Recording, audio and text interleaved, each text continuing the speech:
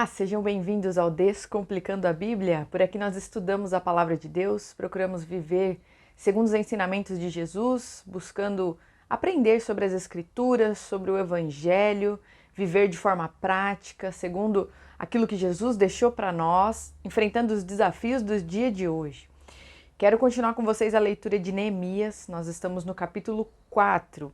E lembrando que esse devocional, os vídeos que eu faço com vocês, em nada substitui o momento de oração, de devocional, de leitura pessoal da palavra. Tenho certeza que o Espírito Santo de Deus tem algo particular para te entregar, para revelar ao seu coração e através da sua vida brilhar ao entorno, na vida das pessoas que estão perto de você. Então faça sua leitura, faça suas orações e vamos juntos aqui, um incentivando o outro na leitura e meditação da palavra de Deus. Eu quero recapitular rapidamente com vocês o que nós vimos no capítulo passado. Eu resumi e trouxe uma palavra-chave para o capítulo 3 de Neemias, que é vidas. Essa é a palavra. Por que vidas, Carol? Porque nós estamos aprendendo com Neemias a importância das pessoas nos sonhos que Deus entrega para nós. Então Neemias teve ali um chamado de Deus para a reconstrução dos muros, mas essa obra não teria sido possível se as pessoas que estavam ao lado de Neemias não tivessem colaborado. Se Deus não tivesse movido o coração do povo para trabalhar, para ajudar nessa restauração e nessa reconstrução da cidade, esse projeto não teria saído do papel, muito menos do coração de Neemias. Tendo em mente, claro, como ele mesmo disse, que é um projeto da parte de Deus, do coração de Deus, nós só temos sucesso ali, gente, justamente por causa disso, porque Deus não movimentou apenas Neemias, Deus movimentou o povo, de uma forma geral, através da ação e da iniciativa de Neemias, falando com o rei, orando, intercedendo e clamando pela situação de Jerusalém, indo com coragem e ousadia entregar a orientação, as cartas de recomendação que o rei deu para ele, para os governadores, pedindo madeira. Então você tem ali um movimento que não é só sobre Neemias. Nós entendemos na sua história, nos seus relatos, como no capítulo 3, que é ali uma descrição muito detalhada de cada família que participou e como participou ali, como ajudou nesse projeto e na reconstrução dos muros da cidade e da própria cidade de forma geral. Então, nós paramos aí, Neemias relatando para nós, por meio do seu diário de bordo, os nomes das famílias representadas pelos homens, né? Como é de cultura árabe, judeu, como eles tratam ali, por exemplo, a gente vê na Torá, na palavra de Deus, do Antigo Testamento, que a cultura judaica coloca o homem como representante da família. Então, falar do homem ali, no caso, é estar falando da sua família também, considerando crianças, considerando mulheres, idosos, mas tendo ali uma liderança masculina. Então vamos continuar agora a leitura, vamos aprender um pouquinho mais dessa história, o que aconteceu em detalhes durante esse período de reconstrução dos muros. Eu quero ler Neemias 4 com vocês todinho e tirar algumas lições importantes do que a gente for ler. Quando Sambalate, o horonita, gente, não é judeu, mas trabalhava, conhecia Neemias, o povo de Israel, mas não era judeu. Ouviu que nós estávamos reconstruindo as muralhas, ficou irado e indignado e começou a zombar dos judeus. Na presença de seus irmãos e do exército de Samaria, ele disse: "O que esses judeus fracos estão fazendo? Vocês vão permitir que eles continuem? Será que vão oferecer sacrifícios? Pensam que podem acabar com a obra num só dia? Será que as pedras que foram queimadas poderão renascer daqueles montões de pó?" Tobias, o amonita, estava com Sambalate e disse: "Mesmo que reconstruam, se vier uma raposa, derrubará aquela muralha de pedras." Olha só, o que será? Eu fico pensando, lendo isso aqui com vocês, o que eles tinham para ganhar nisso tudo? Porque, como Neemias mesmo falou nos capítulos anteriores, não tinha nada a ver com eles essa história. Eles não eram judeus, não era responsabilidade deles, não ia afetar em nada a vida deles. Qual era o interesse então? Por que eles estavam fazendo isso, lançando essas palavras de desencorajamento, zombando? Olha só que situação. Vamos ver aqui o que Neemias falou? E isso se repete em outros momentos desse diário dele. Orações, gente. E aqui a seguir a gente vai ter um momento desse. Ele está ali descrevendo a situação, aí para e ele coloca ali uma oração dele. Ele disse assim, no versículo 4: Ouve, ó nosso Deus, pois estamos sendo desprezados. Faze com que o seu desprezo recaia sobre a cabeça deles e faze com que sejam despojo numa terra de cativeiro. Não encubras a sua iniquidade e que o pecado deles não seja apagado diante de ti, pois te provocaram a ira na presença dos construtores. Assim, reconstruímos a muralha. Então, fechou aqui, Neemias terminou a sua oração, o relato da sua oração que ele estava fazendo e continuou contando para nós que eles conseguiram, eles concluíram a construção. E toda a muralha foi acabada até a metade da sua altura, porque o povo tinha ânimo para trabalhar. E isso aqui reafirma para nós o que nós temos conversado, que foi um projeto da parte de Deus para Israel e envolveu muitas e muitas famílias.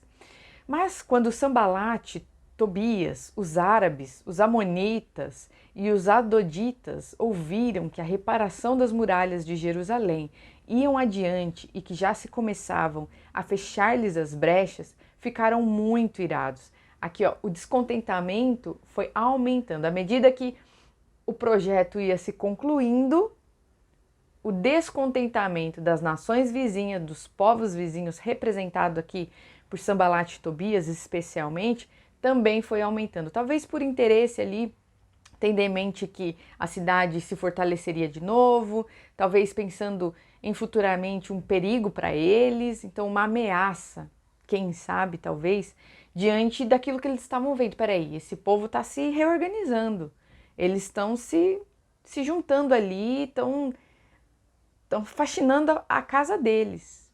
E isso aqui para nós pode ser uma ameaça, pode atrapalhar, por exemplo, os nossos planos. Não sei, estou aqui conjecturando do porquê talvez esses povos que nada tem a ver com os judeus, não é a cidade deles, não é o território deles, que eles estavam assim, lançando palavras de maldição, de desencorajamento, pessimismo.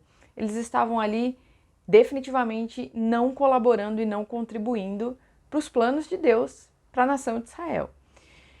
No versículo 8 diz assim: Todos se ajuntaram de comum acordo para virem atacar Jerusalém e criar confusão ali. Olha só a situação. Olha isso aqui, gente. Eles não estavam tramando contra esses povos, mas o seu fortalecimento veio como uma ameaça para eles, a ponto deles se juntarem para atacar Jerusalém. Porém, nós oramos ao nosso Deus e, como proteção, pusemos guardas contra eles de dia e de noite. Então os que estavam em Judá disseram: Os carregadores já não têm mais forças e os escombros são muitos. Nós mesmos não seremos capazes de reconstruir a muralha. Os nossos inimigos diziam entre si: Eles não ficarão sabendo nem verão nada, até que entremos no meio deles e os matemos. E assim vamos fazer com que a obra pare. Os judeus que habitavam na vizinhança deles nos disseram 10 vezes: De todos os lugares onde moram, eles nos atacarão. Então pus o povo por famílias, nos lugares baixos e abertos, por detrás das muralhas, com as suas espadas, as suas lanças e os seus arcos. Depois de fazer uma inspeção, levantei-me e disse aos nobres, aos magistrados e ao resto do povo: Não tenham medo deles. Lembrem-se do Senhor, grande e temível, e lutem pelos seus irmãos, seus filhos, suas filhas, pelas mulheres e pela casa de vocês. Quando os nossos inimigos ouviram que nós já sabíamos disso e que Deus tinha frustrado o plano deles, voltamos todos para a muralha, cada um a sua obra. Daquele dia em diante, metade dos homens trabalhava na obra e a outra metade empunhava lanças, escudos, arcos e couraças. E os chefes estavam por trás de toda a casa de Judá, que reconstruía a muralha. Os carregadores que por si mesmos tomavam as cargas, cada um com uma de suas mãos, fazia a obra e com a outra segurava a arma. Os construtores, cada um trazia a sua espada na cintura enquanto construíam. O que tocava a trombeta estava ao meu lado. Eu disse aos nobres, aos magistrados e ao resto do povo: grande e extensa é a obra, e nós estamos espalhados na muralha, longe uns dos outros. No lugar em que ouvirem o som da trombeta, ali reúnam-se em volta de nós. O nosso Deus lutará por nós. Assim trabalhávamos na obra. Metade empunhava as lanças desde o raiar do dia até o anoitecer. Também nesse mesmo tempo eu disse ao povo: cada um de vocês fique em Jerusalém com o seu servo, para que de noite nos sirvam de guarda e de dia trabalhem. Nem eu, nem os meus irmãos, nem os meus servos, nem os homens da guarda que me seguiam, tirávamos as nossas roupas, nem mesmo para dormir. Cada um se deitava com as armas à sua direita. Olha só a situação. Um plano que aparentemente era simples e voltado para o povo de Israel, agora tinha uma outra dimensão. Tendo em mente, e acho que a gente pode trazer isso para os nossos dias, que todo fortalecimento, gente, toda edificação nas nossas vidas, pensando aqui no povo de Israel também, para quem está de fora, crescimento ou vai vir como admiração, um retorno das pessoas como admiração. Uau, olha só isso na vida dela, parabéns, um exemplo. Ou então como uma ameaça. Muito crescimento, não sei se vocês já ouviram isso ou já perceberam isso. Se a gente cresce demais, se é abençoado demais, isso também traz medo às pessoas e de certa forma assusta e coloca elas em alerta. Então eu fico imaginando esses povos planejando atacar Jerusalém pelo simples fato que Jerusalém estava se reconstruindo e estava ali ganhando o seu espaço novamente. De um povo devastado, destruído e subjugado, agora eles estavam se fortalecendo como nação, eles estavam reconstruindo os seus muros, então a gente pode pensar aí na sua segurança, na sua força, voltando aos seus ritos, revisitando ali, e nós vamos ver mais para frente a lei, a Torá. Então nós temos aqui coisas muito boas acontecendo. Por que será que as pessoas não gostariam? Teria pessoas que não gostariam disso? Ora, porque crescimento também traz a pulga atrás da orelha das pessoas. E elas se sentem ameaçadas muitas vezes. E nós também, pensando aqui como seres humanos comuns. Alguém que cresce demais dá um certo medo ou então uma certa desconfiança, traz uma certa insegurança, dependendo do que nós estamos falando aqui. E foi o caso com relação ao povo de Israel. Eles cresceram, estavam ali mexendo em coisas que estavam paradas, em ruínas, a poeira começou a subir e isso trouxe desconforto para quem estava em volta. E eu quero deixar, antes de mais nada, para começar a reflexão em cima disso que a gente leu, um primeiro ponto que diz respeito à minha vida, à sua vida, a todos nós, como cristãos. Haverão desafios, gente. Começando, os nossos desafios são a partir do momento que nós nos posicionamos e decidimos viver os sonhos de Deus. Como cristãos, Jesus nos deixou isso claro, sendo muito sincero e verdadeiro.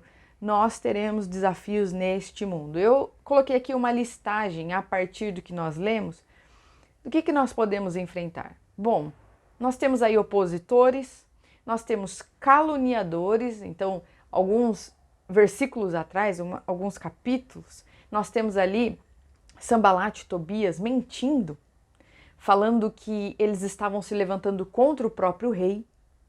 Então eles estavam ali lançando um fermentinho do mal, deixando ali uma reputação, querendo tocar na reputação de Neemias e na própria legitimidade do projeto. Nós temos traidores, pessoas que vão se vender, pessoas que vão trocar a fidelidade a você ou a fidelidade às coisas de Deus por dinheiro, por status, por algum benefício. Nós temos interesseiros e oportunistas, críticos de plantão, pessoas que vêm para falar, olha, isso aí não vai dar certo, o que você está fazendo está errado, como Tobias falou, que aquele montão de pedra não permaneceria de pé. Nós temos pessimistas e desacreditados, pessoas que acham que é bobagem, melhor não fazer isso, não tocar nisso.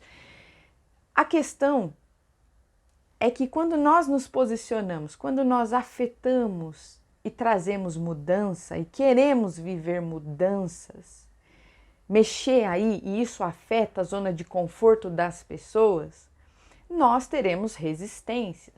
Neemias estava tocando na zona de conforto dos povos vizinhos. A mudança, gente, já é uma saída da zona de conforto. E isso nós precisamos estar claros e resolvidos. Cristo é aquele que tocou a humanidade por meio do seu sacrifício, por meio da sua... O sangue de Cristo toca na onde a morte imperava. Jesus é aquele que transformou a condição da humanidade. E nós, como seus seguidores, levando a mensagem do Evangelho, precisamos estar resolvidos com o fato de que nós estamos levando vida. E vida, luz, isso para quem está fora, para quem vive em trevas, é desconforto. Para as próprias trevas, a luz é desconfortável. Então esses são alguns dos exemplos que nós temos do que é andar na luz de Cristo, o que é viver segundo os planos de Deus.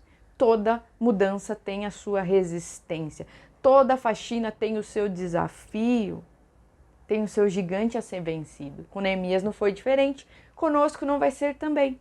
Segunda lição, o que Jesus ensina para nós então? Tendo em mente isso, de pronto, que na vida não vai ser um mar, nesta vida aqui, não será um mar de delícias. Nós teremos aí lágrimas, desafios. No mundo tereis aflições, disse o Cristo. Mas tem de bom ânimo, eu venci o mundo. Que lição que ele deixa para nós que eu queria trazer aqui diante disso tudo? Está lá em Mateus 10:16 que diz assim: eis que eu os envio como ovelhas para o meio de lobos. Portanto, sejam prudentes como as serpentes e simples como as pombas. E nós vamos com certeza aprender sobre isso com Neemias.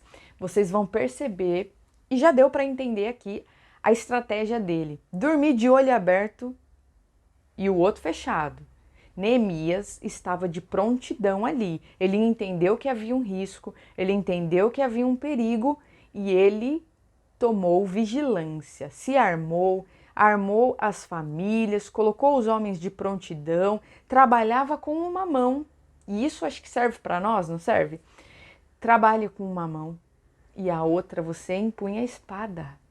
Dorme de olho aberto e o outro fechado. Tenha isso em mente. Jesus disse para nós que esse mundo é mundo de peleja. Há uma guerra, há uma batalha espiritual e nós como cristãos não podemos estar aqui de passeio, não é férias. Nós carregamos algo que muitos não querem. Nós carregamos a luz de Cristo, o qual as trevas milita contra. Então, na nossa vida, não podemos ser amadores. Não se esqueça disso. Não se esqueça da luta, da batalha espiritual que tem sido enfrentada. Vencida? Vencida. Mas que ainda, neste tempo de terra, ainda está sendo travada. O final está decidido. É uma partida de futebol que já tem o ganhador. Mas isso não quer dizer que não há os desafios, as resistências, os perigos. Não há ali uma afronta contra o Rei dos Reis, Senhor dos Senhores. E nós precisamos estar atentos para isso. É prudente seguir a vida, caminhar a vida, viver os nossos dias, a nossa rotina, tendo em mente que nós estamos pelejando espiritualmente falando. Esse é o contexto, esse é o ambiente espiritual que nós estamos inseridos. Nós vivemos uma peleja espiritual, da qual a luz de Cristo está brilhando e as trevas tentando resistir. Aonde as trevas militam contra os filhos de Deus também. Como nós vencemos essa então, Carol? Como Neemias. E aí eu quero trazer o próximo ponto para nós, a oração de Neemias. E eu queria ler novamente com vocês o que ele disse. Neemias 4, do 4 ao 5, ele falou assim: Ouve, ó nosso Deus, pois estamos sendo desprezados. Faze com que o seu desprezo recaia sobre a cabeça deles. E faze com que sejam despojo numa terra de cativeiro. Não encubras a sua iniquidade, e que o pecado deles não seja apagado diante de ti, pois te provocaram a ira na presença dos construtores. Aí você pode pensar assim: Carol, mas que coisa má! Como é que Neemias ora um negócio desse? Como é que Neemias pode falar isso diante de Deus para que eles paguem por isso, para que eles sejam punidos? E eu quero pensar um pouquinho nisso com vocês, porque se nós formos ler os livros de Salmos, os Salmos de Davi, nós vamos ver isso repetidamente. Davi falando e que eles sejam punidos, que os meus inimigos paguem. E eu quero trazer isso aqui para nós pensarmos um pouquinho. Neemias está meio que fazendo a mesma coisa. Ó Deus, eles estão fazendo isso, então castiga eles, desce fogo em cima deles. Mas vamos pensar aqui um pouquinho, e também pensando no exemplo de Davi, na história, no trajeto. Neemias, Davi, eles representam na história de Israel a vontade de Deus, o coração de Deus. Davi era segundo o coração de Deus. E eles estavam enfrentando resistência, perigos, ameaças, mesmo carregando nos ombros a missão que Deus entregou para eles. Então eu quero, de alguma forma, não estou falando assim que querer o mal dos outros é algo bom, nem orar por este mal, não é esse o ponto. Mas eu quero trazer uma característica positiva dessa postura. Eles não agiram, e nós podemos olhar na história aqui, no relato de Neemias e na história do rei Davi, eles não, gente, apesar dos inimigos, apesar das perseguições, apesar das pessoas estarem ali tentando atrapalhar o trabalho deles, eles não agiram por justiça própria. Neemias não jogou uma bomba no meio do povo, na cabeça de Sambalate e Tobias. Neemias não mandou matar os árabes ou todos aqueles que se levantaram e estavam ali planejando e macomunando atacá-los. Vocês entendem o que eu quero dizer? O que eles fizeram? O que Neemias fez? O que Davi fez diante, por exemplo, da perseguição de Saul? O que eles fizeram? Eles clamaram a Deus, eles oraram, eles buscaram o justo juiz, eles entregaram ali a causa diante do Senhor. Então, quando nós falamos da nossa vida, dos nossos sonhos, dos planos e os projetos que Deus entrega para nós, primeiro de tudo, tenha em mente, você como seguidor de Cristo, carregando a luz de Cristo, todas essas coisas aqui nós estamos suscetíveis. Traidores, pessimistas, críticos de plantão, interesseiros, nós estamos suscetíveis a isso porque Jesus disse que nós estaríamos como ovelhas no meio de lobos. Ponto. Ponto. Essa não está em questão ou discussão isso. O que está em questão e discussão vai ser a nossa postura diante do mundo, diante do pecado no mundo e das trevas, gente. Como nós nos comportamos. Porque Neemias voltou o seu coração para Deus e clamou a Ele por justiça. Clamou pelo Deus, dono da obra. Davi, por N vezes nós vemos nos Salmos, Davi pedindo a intervenção de Deus. Deus, age por mim. Deus, faz justiça diante dos meus inimigos. Então, se nós podemos destacar um ponto bom, é que eles pegaram as suas mágoas, pegaram a sua frustração, a sua raiva, o seu ódio, porque, somos seres humanos de carne e osso, pegaram tudo aquilo que fizeram de ruim para eles, desabafaram com Deus e pediram para o justo juiz intervir nesta causa e não agiram por eles mesmos. Esse é um dos detalhes mais especiais que eu vejo que deu sucesso para o projeto de Neemias. Neemias orou ao Senhor, sabia o seu lugar, sabia com que armas ele deveria pelejar. Olha, veja, ele não era bobo, ele se armou, pegou trabalhando ele e o povo trabalhando com a arma na mão. Mas não indo lá atacando com sangue nos olhos e destruindo o que Deus não tinha mandado eles fazerem. Vocês estão entendendo isso? Então nós não agimos com as vísceras, emocionalmente falando, inflamados, reagindo a tudo pela ira, o ódio, não. Nós colocamos a nossa causa diante de Deus. Isso é o que o Senhor espera de nós, gente. É isso que nós aprendemos se nós formos ler os ensinamentos de Jesus lá nos evangelhos. O que ele fala? Ame os seus inimigos. Ore por aqueles que te perseguem. Faça ao próximo o que você gostaria que fizessem com você.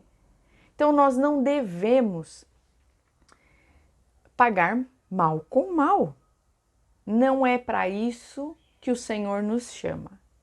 E diante dos desafios da vida que haverão, como nós nos posicionamos é determinante para o sucesso das coisas que Deus coloca nas nossas mãos. Então importa, sim, como nós fazemos para chegar na onde Deus diz que nós chegaremos. E Neemias, eu tenho certeza disso, foi bem sucedido na reconstrução dos muros da cidade, porque ele pelejou com as armas certas, foi para a oração, colocou a situação diante de Deus, ficou preparado, armado, de prontidão, mas não fez nada que Deus não mandou ele fazer. Esse é o ponto. E por último, para a gente encerrar essa conversa, o que eu tiro de lição aqui? Neemias agiu também. Então ele orava, clamava ao Senhor e agia. Neemias 4,13 diz assim: Então pus o povo por famílias, nos lugares baixos e abertos, por detrás da muralha, com as suas espadas, as suas lanças e os seus arcos. Epa! Nós estamos entendendo o problema aqui. Estão tentando contra nós, contra a nossa cidade, contra o nosso povo, contra os nossos filhos, as nossas mulheres, contra os nossos idosos. Nós estamos de prontidão, mas nós entendemos que a obra que Deus quer de nós é a reconstrução dos muros. E nós faremos, armados até os dentes, armados. Mas se Deus mandou reconstruir, nós vamos. E eles focaram e fizeram. Não se deixaram abater pelos opositores e nem se amedrontar. Por vezes nós temos Neemias falando isso para o povo, para os magistrados, para os nobres. Não tenham medo, foca aqui. Fico imaginando Neemias falando assim: ei, foca no que Deus mandou a gente fazer. Estejam prontos, se necessário, lutar por isso. Mas nós vamos concluir o que Deus ordenou que fosse feito. Olha isso aqui, gente. Neemias sabia o seu lugar, Neemias sabia a missão que ele tinha recebido, Neemias sabia o que tinha que fazer com o povo, como deveria orientar o povo, e estava pronto para lutar por isso. Quero encerrar com vocês, como eu tenho feito todo vídeo, com uma palavra-chave. E a palavra deste dia, deste vídeo é prontidão. Prontos, vigilância. Isso está nos evangelhos, nas palavras de Jesus, na parábola das 10 virgens. O que o Senhor espera de nós, gente? O que tem que fazer parte da vida do cristão? Astúcia, inteligência, prontidão.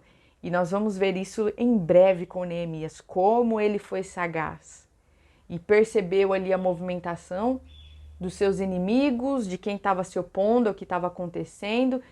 Ele estava de olho aberto, sabendo o seu lugar, não saiu atirando para tudo quanto é lado, não. Focou na obra, focou no que tinha que fazer, se armou, de prontidão trabalhou.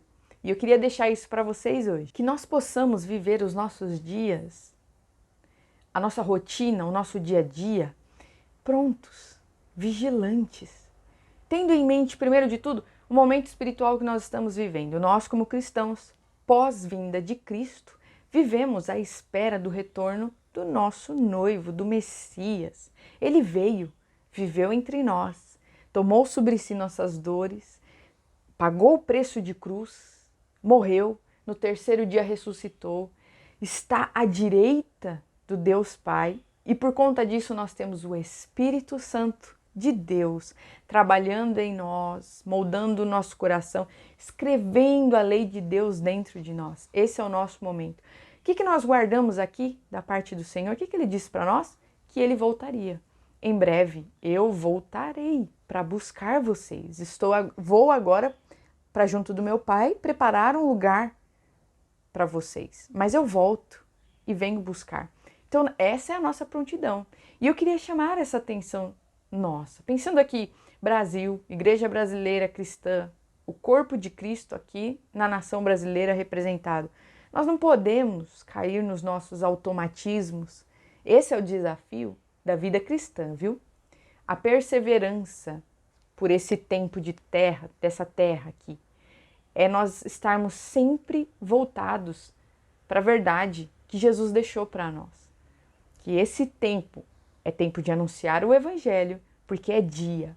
Enquanto é dia, nós temos que caminhar, trabalhar, levar o Evangelho pelo mundo, pregando, ensinando, fazendo discípulos para Cristo e aguardando, esperando o seu retorno, nos reunindo em oração, em adoração, intercedendo, pelejando espiritualmente, dobrando os nossos joelhos, adorando ao Senhor, louvando. Maranata, hora vem, Senhor Jesus.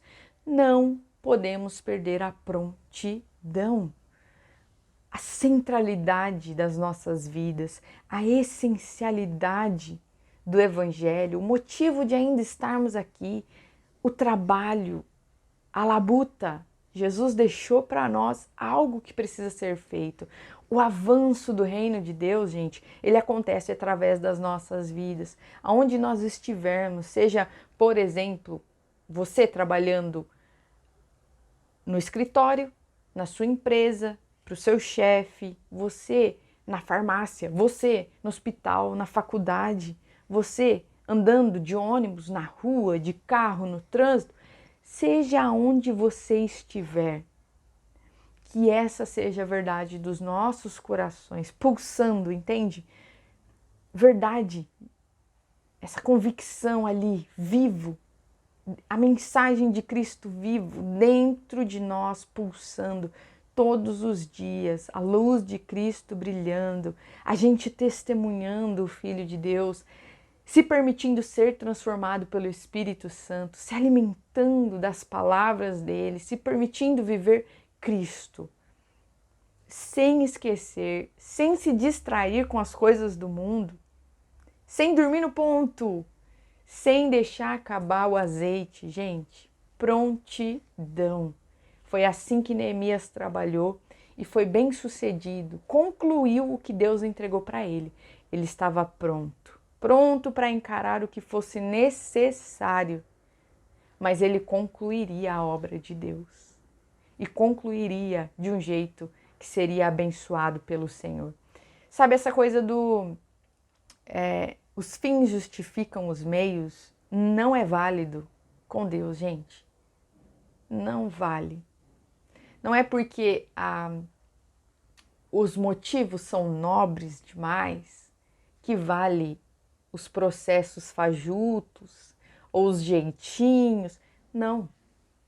Com Deus, todo o processo é importante e precisa estar alinhado com o fim.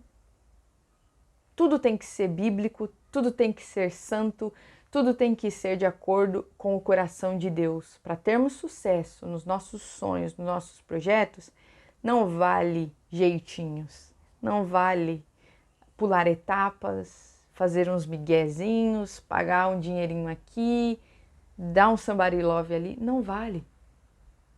E Deus abençoa apenas os caminhos honestos e retos, justos e que condizem com quem Ele é.